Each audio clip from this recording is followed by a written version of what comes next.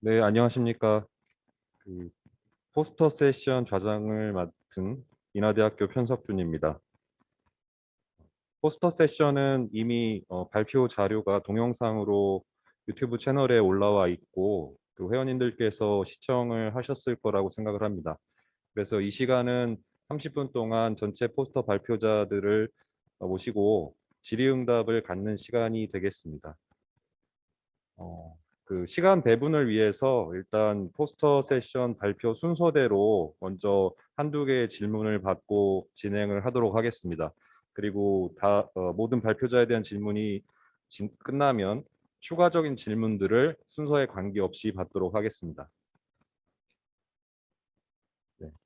첫 번째 포스터 발표는 물리검증 자료를 이용한 델라웨어 마운틴 층군의 퇴적 환경 분석이라는 제목으로 노영화, 김정현, 기정석 회원님께서 연구하신 내용에 대해서 발표를 했습니다.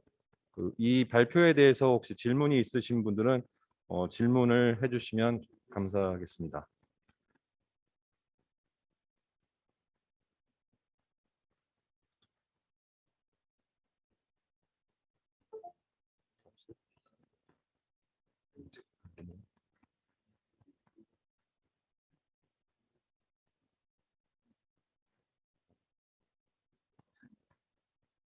네, 지금 발표자분께서 참석을 안 하신 상태인 것 같아서 다음 발표로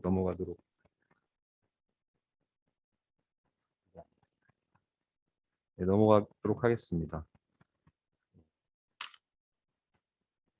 네, 두 번째 발표는 Measurement of Broadband Seismometer Orientation Based on P-Wave Polarization Application to Permanent and Dense Temporary Seismic Array in South Korea라는 제목으로 서민성, 손영호, 김영희 회원님께서 발표하신 내용에 대해서 질문이 있으시면 질문을 해주시기 바랍니다.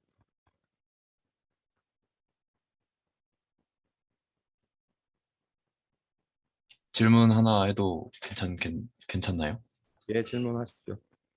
네, 지금 이 연구에서 우리나라 지진계 돌아간 정도를 측정을 한 것 같은데 그거에 대한 테이블이나 이런 거를 제공해 주나요? 아니면 이거는 나중에 논문이 나오고 나서 제공이 되는 건가요?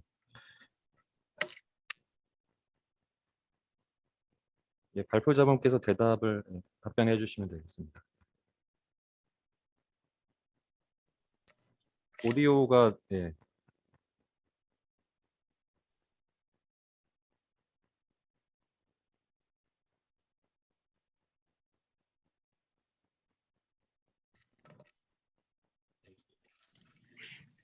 제가 대신 답변을 하겠습니다.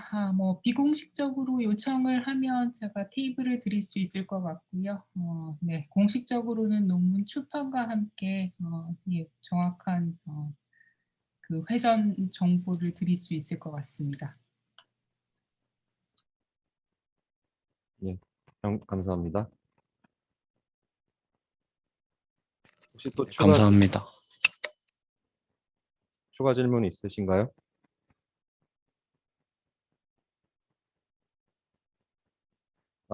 제가 관련해서 간단한 질문 하나 드리고 싶은 게 그 내용을 보면 PCA하고 그 min-t 방법으로 두 가지 방법으로 산정을 해서 상관계수가 결정계수가 0.99 정도로 나왔다고 되어 있었는데 그 오차 값을 보면은 10도 미만의 오차가 나온다고 되어 있는 걸 봤습니다. 근데 혹시 상관계수가 그 99% 정도는 굉장히 높은 건데 10도 미만의 오차가 나는 게 어떤 의미인지 좀 설명해 주시겠습니까? 네, 답변 드리도록 하겠습니다.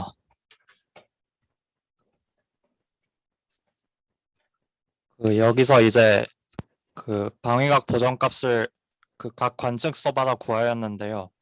이게 이제 사용한 지진별로 방위각 보정값을 추정하고 그것에 이제 메디안 또는 그 평균 값을 구해서 그것을 이제 스테이션마다 최종적인 방위각 보정값으로 부여를 하였습니다. 그런데 이제 그 관측 기간이 짧은 관측소의 경우에는 그 사용한 지진의 개수가 작아서 그 상대적으로 그 표준 편차나 그 메디안 앱솔루트 디퍼런스, 즉 오차를 규정하는 값이 좀 크게 나왔는데, 이제 사용한 지진의 개수가 그 충분히 많은 경우에는 그 오차 값이 굉장히 작게 나왔고, 그래서 이제 10도 미만의 오차라는 거는 그 각 관측소별로 이제 그 여러 지진들 다수 이용했을 때 추정한 오차 값이 10도 미만이었음을 의미합니다. 혹시 답변이 되셨나요? 예, 잘 이해했습니다. 네, 감사합니다. 네, 그러면 세 번째 발표에 대한 질의로 넘어가도록 하겠습니다. 세 번째 발표는 디지털 시추코어 이미지로부터 정밀 암상 분류를 위한 컨볼루션 오토 인코더의 활용이라는 제목으로 경북대학교 박재성 정진아 회원님의 연구였습니다. 이 발표에 대해서 질문이 있으신 분은 질문을 해주시기 바랍니다.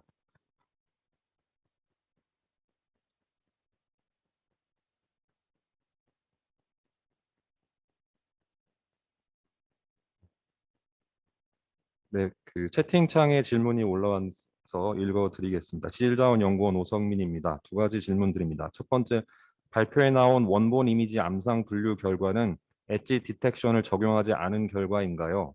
두 번째, 입력 자료로 엣지 디텍션을 적용한 자료를 사용하셨는데 혹시 이를 적용하지 않은 자료를 사용해 결과를 얻으신 적이 있으신가요? 안녕하세요. 경북대학교 박재성입니다. 첫 번째 먼저 질문에 답변 먼저 드리겠습니다. 그 원본 이미지 암상 분류 결과는 그 엣지 디텍션을 적용하지 않은 결과이고, 그 2cm로 그냥 잘라낸 이미지만 그대로 사용한 결과입니다. 그리고 두 번째 질문에 답변 드리면, 그 엣지 디텍션을 그 적용한 결과를 사용을 했는데, 그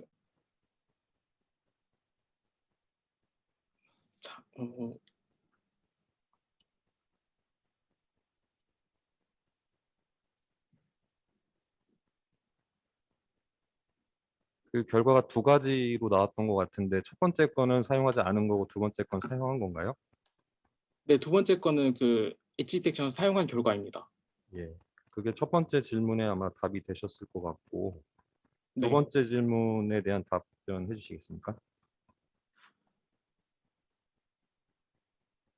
두 번째 질문도 그 첫 아마 번째 답변이 됐을 것 같습니다. 네. 똑같은 질문일 것 같습니다. 네, 감사합니다. 네. 혹시 다른 분 질문이 있으신가요? 제가 하나 추가로 질문 드리고 싶은 거는 암상 분류 예측하는 과정에서 모델에서 그 커널 PCA를 사용하셨는데 그때 레이턴트 그 값을 2차원으로 차원 축소를 하셨잖아요. 네. 그게 2차원으로 하신 특별한 이유가 있으십니까? 그 클러스터링 된 군집의 이미지를 보기 위해서 2차원을 사용을 하였는데, 그게 꼭 굳이 2차원을 사용하지 않아도 될 것 같긴 할 것 같습니다. 그래서 좀 이게 암상 간에 이제 떨어진 거리를 보려고 2차원으로 일단 줄여 본 결과를 이제 도출해냈습니다. 그러니까 시각화를 위해서 선택하셨다는. 네, 시각화 위해서 2차원으로 줄였습니다. 한 가지만 더 제 질문 좀 드리고 싶은 거는 정확도 계산은 혹시 어떻게 하신 건가요? 그 정확도 계산은 컴퓨전 매트릭스 활용해서 그 파이썬 상으로 이제 스코어라는 그 해서 이제 원래의 타겟 그 값과 이제 KNN을 분석해낸 결과의 그 라벨을 비교해서 그 정확도 비교를 했습니다. 네, 혹시 추가 질문이 있으신가요? 추가 질문이 없으시면 다음 순서로 넘어가도록. 예, 다음 발표로 넘어가는데 다섯 번째 발표로 넘어가도록 하겠습니다. 다섯 번째는 진도 산출 정확도 향상을 위한 한반도 VS30 지도 작성 연구라는 제목으로 임도윤, 황의홍, 곽동혁, 김성용, 안재광 회원님의 연구 발표였습니다. 이 발표에 대해서 질문 있으신 분은 질문해 주시기 바랍니다.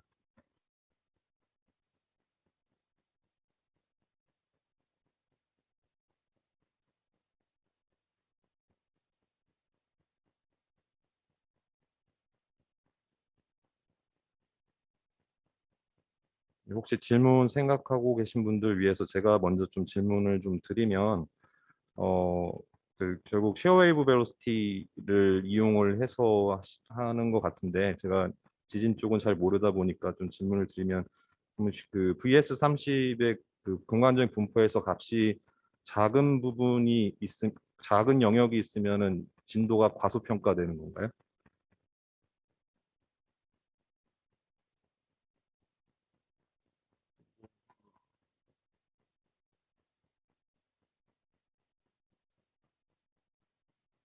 혹시 발표자분 계신가요?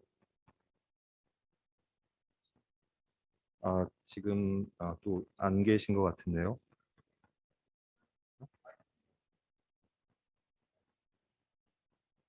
네, 오프라인으로 계셔서 곧 답변을 해주실 겁니다.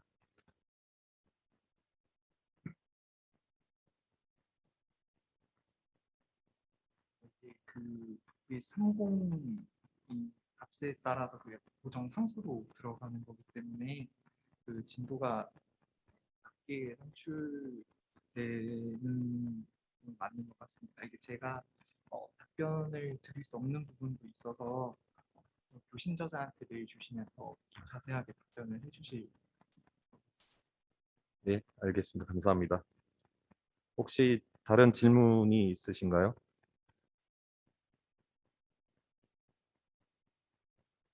예, 추가 질문이 없으시면 다음 발표로 넘어가도록 하겠습니다.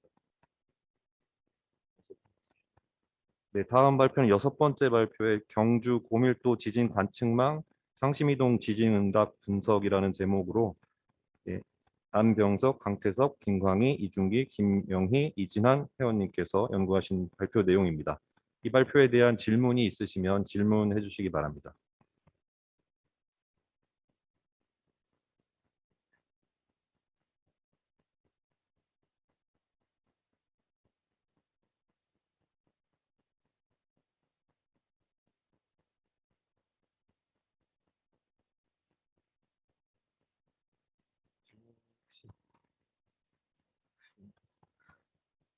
예, 이제 포스터 발표가 워낙 많다 보니까 저도 기억이 정확히 안 나는데 혹시 어, 이 상심이동 지진응답 분석으로 이제 기대하는 활용처나 그 효과가 어떻게 되는지 좀 설명 부탁드리겠습니다. 우선 이거는 그 HBS를 이용해서 그 퇴적층의 깊이를 봤는데요. 이거는 이제 나중에 추후에 그 다른 물리적인 값들, VS30이나 아니면 뭐 카파 이런 그런 물리적인 특성을 가진 변수들과 어떤 연관 관계가 있는지 확인해 보려고 하는 거고, 지금 그 F0를 구한 게 이제 저 퇴적층의 그 두께와 관련이 있는데, 지금 보면 이제 분지 지형이나 이런 곳은 이제 퇴적층이 두꺼울 것으로 예상되는데, 그런 부분들이 이제 F0로 추정한 결과 퇴적층이 그 두껍게 나왔고, 또 뭐 저지대 같은 부분들, 도로망을 따른 그 부분들이 이제 뚜렷하게 상관성 있게 나왔기 때문에 그 F0들이 제 연구에서 추정 F0들이 좀 신뢰성이 있다. 그리고 뭐 태극층의 두께를 추정하는데 프록시로 활용될 수 있는 좋은 프록시인 것 같다. 뭐 그런 결론을 냈습니다. 예, 답변 감사드립니다. 추가 질문이 있으신가요? 추가 질문이 없으시면 다음 발표로 넘어가도록 하겠습니다. 예, 감사합니다. 다음 발표는 7번째 토스터 발표로 스마트폰용 MEMS 센서를 활용한 지진 관측 사례 연구라는 제목으로 박은하, 황의홍, 김정규, 안재광 회원님께서 발표하신 내용에 대해서 질문이 있으시면 질문해 주시기 바랍니다.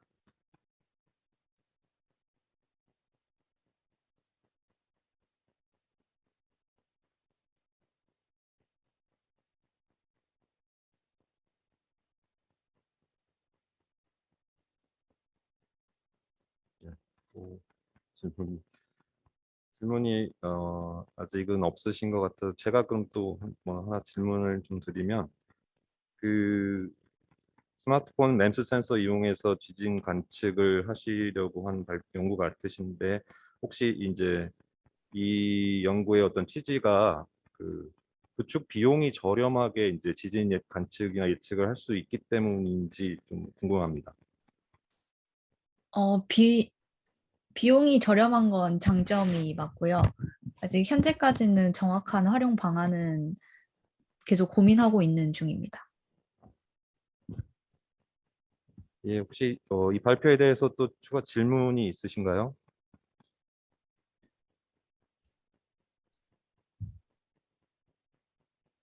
네, 추가 질문이 없으시면 다음 발표로 넘어가도록 하겠습니다.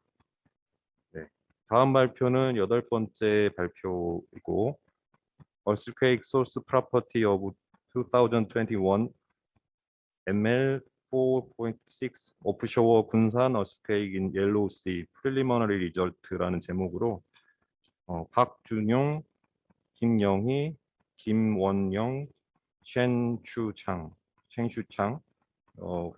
회원님의 발표였는데 이 발표에 대해서 질문이 있으시면 질문해 주시기 바랍니다.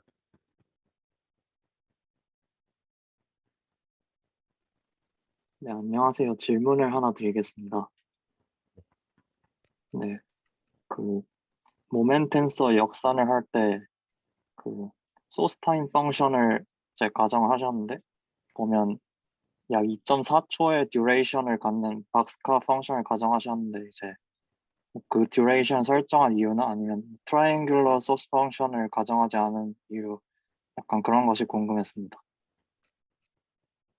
이 부분은 사실 김원영 교수님께서 진행하신 부분이라 제가 정확히는 모르지만 답변을 좀 드려보자면은 저런 소스 타임 펑션을 썼을 때 결과가 가장 잘 맞게 나와서 쓴 걸로 알고 있습니다. 그러니까 답변이 됐나요? 네, 감사합니다. 네, 질문과 답변 감사드립니다. 혹시 또 추가 질문이 있으신가요?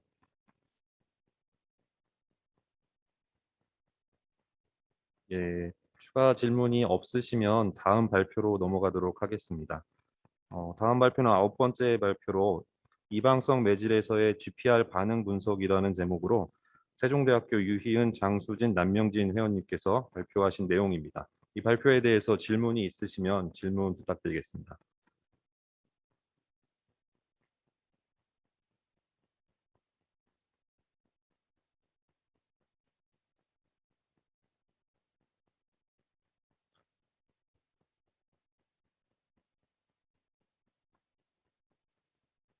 예, 질문이 아직은 없으신데요. 질문이 혹시 있으실지 모르니 제가 좀 먼저 한번 질문을 드리면 GPR 자료에 대해서 이방성 분석을 하셨는데 이게 실제로 현장 자료 다룰 때 뭐 이게 대상 지역이 어디냐에 따라 다를 것 같은데 불균질성이 더 크게 영향을 줄 수 있을 것 같은데 불균질성과 이방성에서 어떤 부분이 더 영향이 클지 혹은 타겟으로 하는 어떤 대상이 있는지 좀 말씀해 주시기 바랍니다. 들리시나요? 안녕하십니까. 세종대학교 유인입니다. 교수님의 질문에 답변을 드리자면 GPR은 보통 불균질성 매질에서 잡음이 많이 발생을 하게 되고요. 이방성 매질에서는 반응이 다르게 나오는 거거나 이제 탐사하는 방향에 따라서 전자기파 속도가 다르게 나타나기 때문에 그런 차이가 있습니다. 그리고 이방성에서 나타나는 결과는 잡음이 아니기 때문에 잡음 처리와는 다른 자료 처리가 필요하고 그리고 해석할 때도 다르게 해석할 필요가 있습니다. 그리고 대표적인 예로는 나무 같은 경우에 제가 이 연구를 시작하게 된 이유가 목적 건물에서 GPR 탐사를 했을 때 보통 등방성 매질에서 결과가 다르게 나오는데 나무는 이 나이테라는 게 생기기 때문에 그게 방향마다 전자기파의 방향 속도가 달라서 그거를 고려해서 해석할 필요가 있어서 연구를 진행했습니다. 예, 답변해 주신 사이에 또 질문이 하나 올라왔는데요. 송신 주파수가 커질수록 이방성에 의한 신호 차이가 커진다고 하셨는데 이방성 매질의 두께와는 어떤 관련이 있나요? 라는 질문이 왔습니다.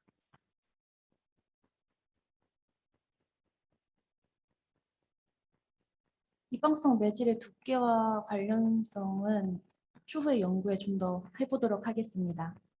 네, 꼭 연구 결과를 내셔서 답변을 해주시기 바랍니다. 네, 알겠습니다. 예, 그러면 다음 발표로 넘어가도록 하겠습니다. 10번째 포스터 발표는 임의 위치에 설치된 송수신기를 이용한 터널 배면 집안 특성 분석이라는 제목으로 송영석, 변중무, 박민규, 이창길, 최덕호, 이나연 회원님의 연구 발표였습니다. 이 발표에 대해서 질문이 있으시면 질문을 해주시기 바랍니다.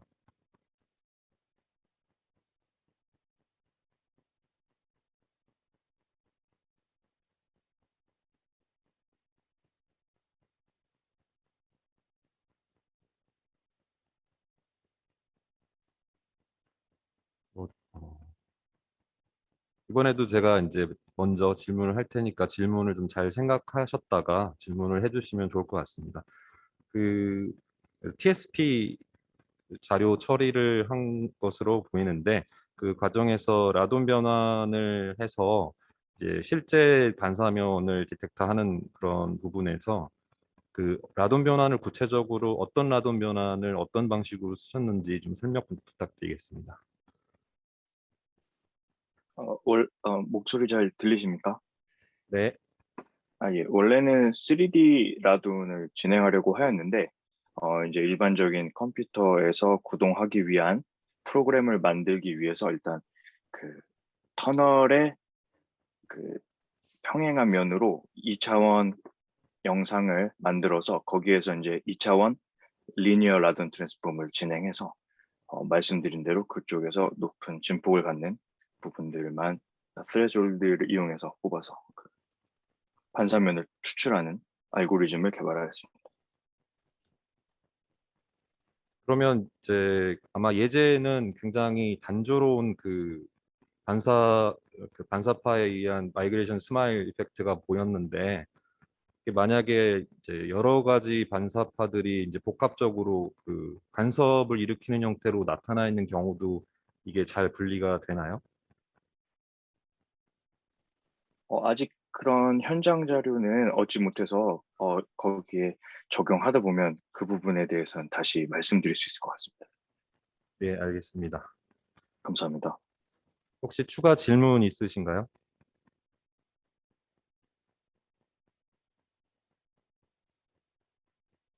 네, 질문이 없으시면 다음 마지막 발표로 넘어가도록 하겠습니다. 마지막 발표는 동토 지역 스노우 펜스를 이용한 활동층 시간 변화의 지구물리 자료에 대한 식생 및 기상 자료 연계 해석이라는 제목으로 김관수, 김지수, 이주한, 주현태, 이방용 회원님께서 발표를 하셨습니다. 이 발표에 대해서 질문이 있으시면 질문을 해주시기 바랍니다.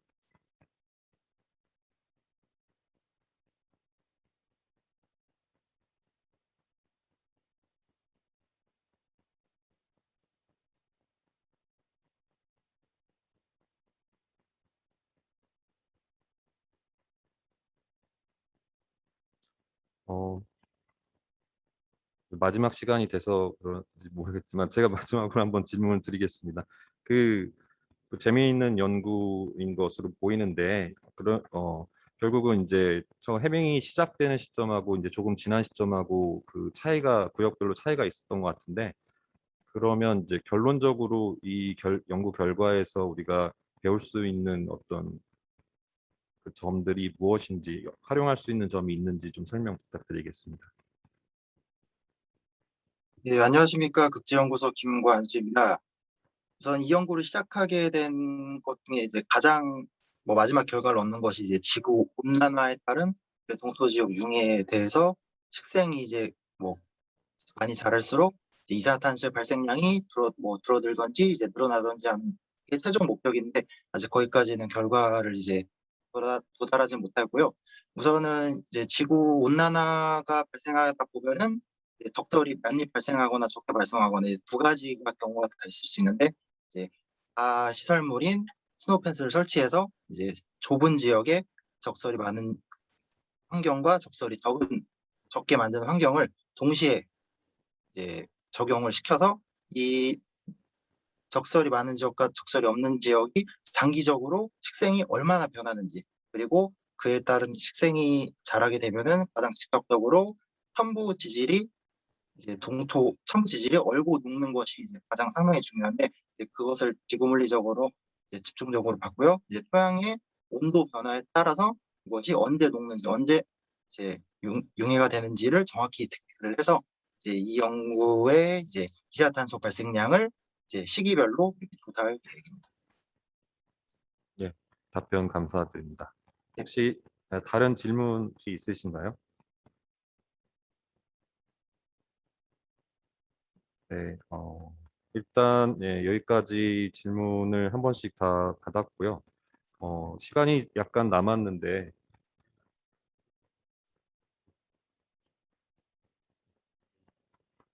네, 그래서 이제 그 한 번씩 다 안 계신 분을 빼고는 다 했는데 전체적으로 포스터 11편 안 계신 분도 있지만 11편에 대해서 추가적으로 질문이 있으시면 질문해 주시기 바랍니다.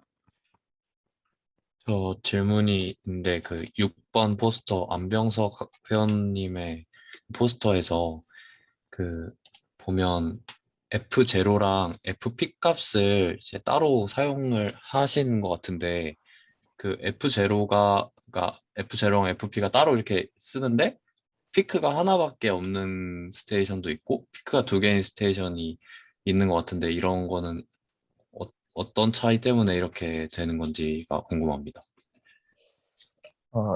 일단 그 좀 강한 임피던스가 있는, 그러니까 기반함 위에 그냥 연약층이 이렇게 하나가 있으면은 단일한 피크로 나타날 것으로 예상이 되는데, 그 지금 완전히 그 외 이중 피크라든가 다른 방향에서 나는 피크, 다른 주파수에서 두 다 강한 피크가 나타나는지는 아직은 그 확인을 잘 못했고요. 그 다른 PST 분석에서 자주 나타나는 그런 프리퀀시 대역이나 인공적인 잡음들이 있는지 좀 더 테스트를 해보고 나서 알 수 있을 것 같긴 한데, 지금 F0나 FP가 그 중에 어느 게 더 그 부지의 최적층을 대표하는 공명 주파수인가에 대해서는 좀 논문들에서도 좀 사용하고 있는 게 좀 달라서 그거는 좀 더 알아볼 생각입니다. 네, 감사합니다. 그 한 가지 더 연관된 질문이 있는데 그 오른쪽 리졸트 그림에서 F0랑 FP에 대해서 그림을 따로 그려서 비교를 해놨잖아요. 네네. 근데 둘이 되게 콜리레이션이 높아 보이는데 이거는 그러면 어떻게 네, 해석을 할 수 있는 건지. 저도 어떤 그 차이가 그 결국에 F0가 FP 어느 게 맞을지 좀 본 건데, 뭐 이거 같은 경우에는 뭐 저 미소지진 관측망에서 임피던스가 강한 차이가 나는 단일 피크가 많았다. 그 다음에 차이가 그렇게 크지 않은, 뭐 그러니까 정확하게 어떤 것 때문인지 모르겠지만 좀 층으로 나눠져 있을 수도 있는데 서로 임피던스 차이가 크지 않은 어떤 경계가 있는 두 층이 있을 수도 있고, 그거는 좀 더 알아봐야겠지만 그 두 개가 그렇게 크게 차이 나지 않았기 때문에 양상이 비슷하게 나타난 것으로 볼 수 있을 것 같습니다. 네, 감사합니다. 네, 감사합니다. 예, 질문과 답변 모두 감사드립니다.